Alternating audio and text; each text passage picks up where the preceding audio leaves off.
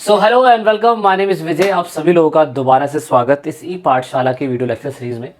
आज हम बात करने वाले हैं क्लास 12th का हिस्ट्री का चैप्टर, और चैप्टर नंबर है 8वां। चैप्टर का नाम क्या है दोस्तों? चैप्टर का नाम है, अगर आप देखें तो, पीजेंट, जमींदार एंड द स्टेट। किसान, जमींदार और राज्यों के बारे में बताया हुआ है। बेसिकली क्लास 12th का ये चैप्टर डील करता है कि मुगलों के टाइम पीरियड पे जो एग्रेरियन सोसाइटी थी, मतलब उस टाइम पीरियड पे कृषि व्यवस्था का जो समाज था वो किस तरीके से था। क्योंकि आप लोगों को अभी तक बुक्स के बारे में समझ आया होगा कि देखो, अकबर नामा लिखी, बाबर नामा लिखी, बादशाह नामा लिखी, हुमायूं नामा लिखी, और ऐसे समय समय पे राजाओं ने अपने कार्यकाल के दौरान पे बहुत सारी किताबें लिखी हैं।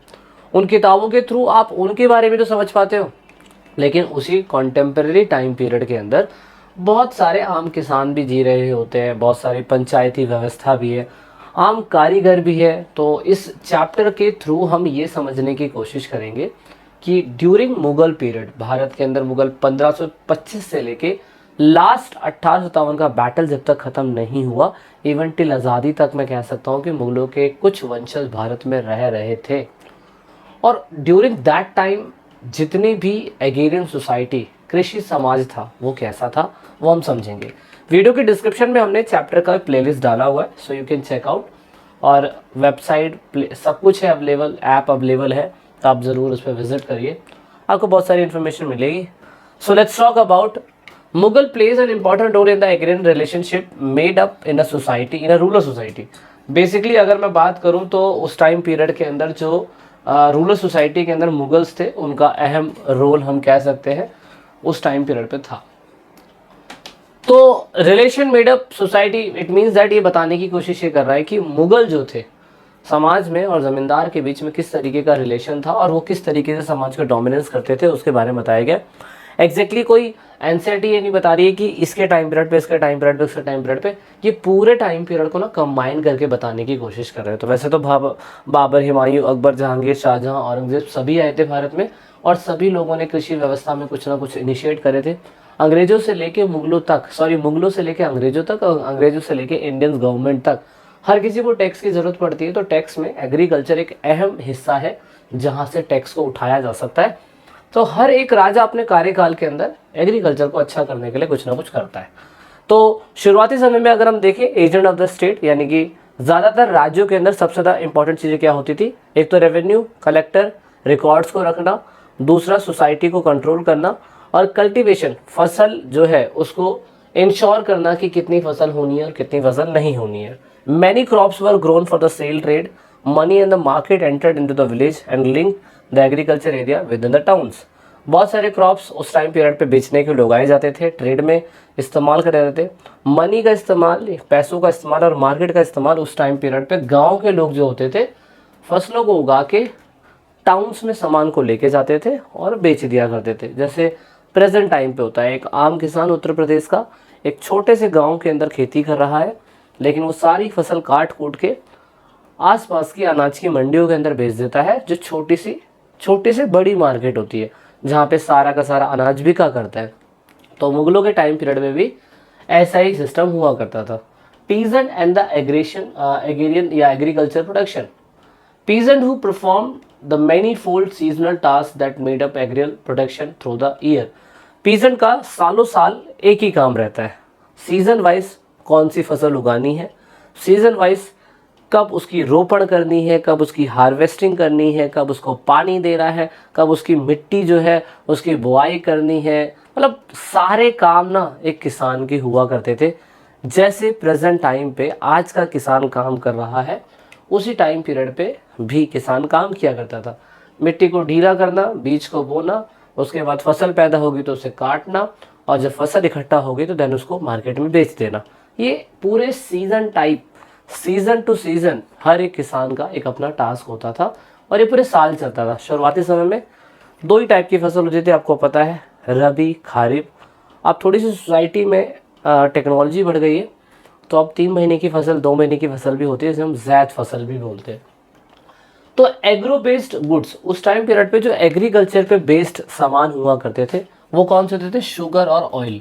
दोस्तों, ये वो फसलें हुआ करती थी जिन फसलों का इस्तेमाल उस टाइम पीरियड पे लोग बेचने के लिए किया करते थे। याद रखना, ये ऐसी फसलें हैं जिस टाइम पीरियड पे मुगल को पता था कि बाहर की मार्केट में बिकेगा। कॉटन, गन्ना, नील की खेती, ये सब अंग्रेजों के टाइम पीरियड पे आया। कॉफ़ी, वाइन, है ना, अंगूर, सिट्रस फ्रूट्स, हॉर्सरी कल्चर, फूल वूल बिकने चालू हुए, वो बात के। लेकिन उस टाइम पीरियड में जब मुगल्स थे तो उस टाइम पीरियड पे शुगर और ऑयल जो था वो ज़्यादा उस टाइम पीरियड पे बिकता था। लेकिन ऐसा नहीं कि समाज में एक ही टाइप की फसल होती होगी। किसान देखो उत्तर प्रदेश का, बिहार का भी है, पंजाब का भी है, उड़ीसा का भी है, असम का भी है, जम्मू एंड कश्मीर का भी है, छत्तीसगढ़ का भी है, तमिलनाडु, केरला। अब पूरे में तो मुगल्स हैं और हर जगह पे तो भाई सोसाइटी अलग अलग है, टोपोग्राफी, ज़मीन की क्वालिटी अलग है, मिट्टी अलग है। तो हर एक सोसाइटी में अलग अलग टाइप की क्या कहते हैं फसलें उगती थी। जहाँ पे large tracks of dry land होता था वहाँ अलग फसल होती होगी। बहुत लंबी ज़मीन, शुष्क भूमि राजस्थान की, हिली रीजन यानी कि नॉर्थ ईस्ट के जितने भी प्लेसेस हैं वो सारे, मोर फर्टिलाइज उत्तर प्रदेश और बिहार, हरियाणा, पंजाब उधर की places, forest area Jharkhand, Orissa, Madhya Pradesh, इधर के इलाकों में आप हर जगह पे सोसाइटी अलग अलग है तो ऑफकोर्स फसलें भी अलग अलग उगेगी।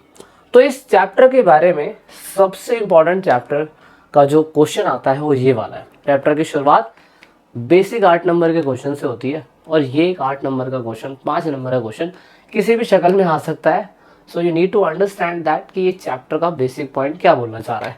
एग्जामिनर ये कहना चाह रहा है कि जो 16वीं और 17वीं शताब्दी में कृषि का इतिहास जो हमें आज पता चल पा रहा है, ई पाठशाला के माध्यम से आप समझ पा रहे हैं कि असल में हिस्ट्री ये सब पता कैसे चला इतिहासकारों को और इन्होंने एनसीईआरटी के अंदर डाला कैसे।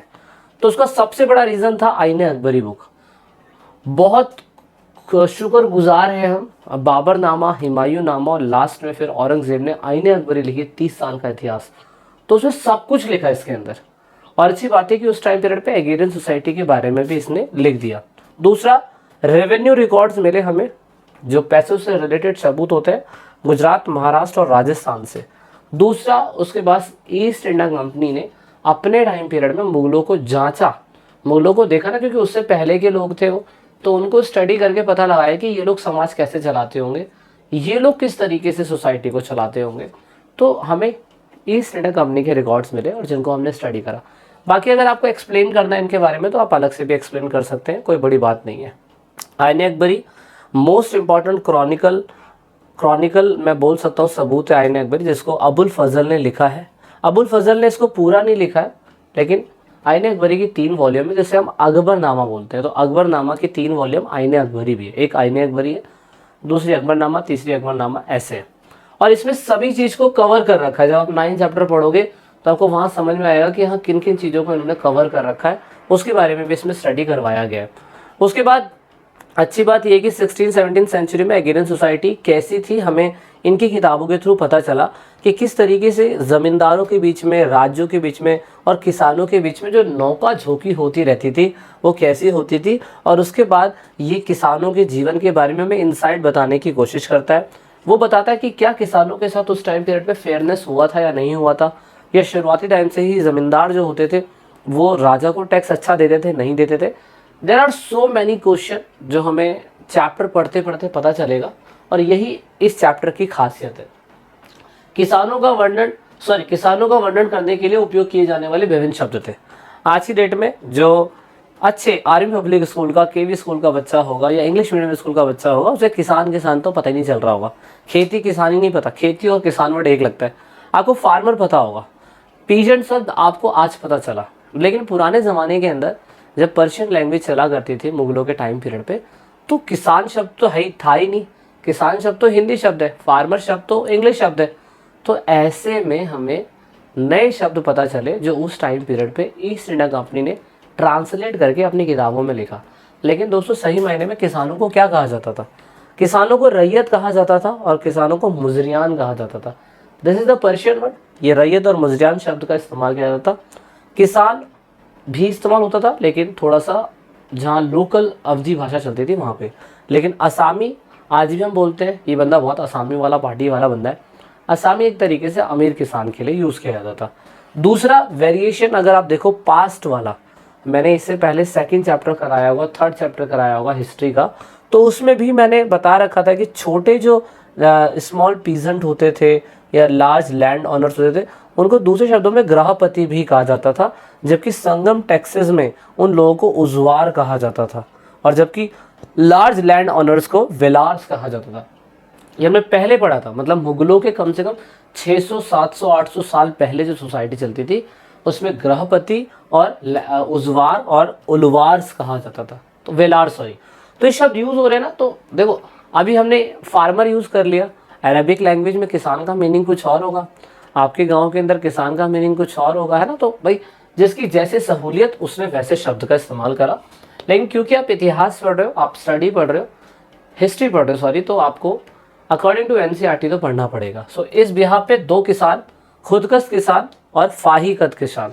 तो खुदकश किसान का मतलब ये मत सोच लेना कि छोटी हाइट वाले किसानों को खुदकश किसान कहते हैं और बूढ़े बुजुर्ग को हम फाहीकश किसान कहते हैं, ऐसा नहीं है।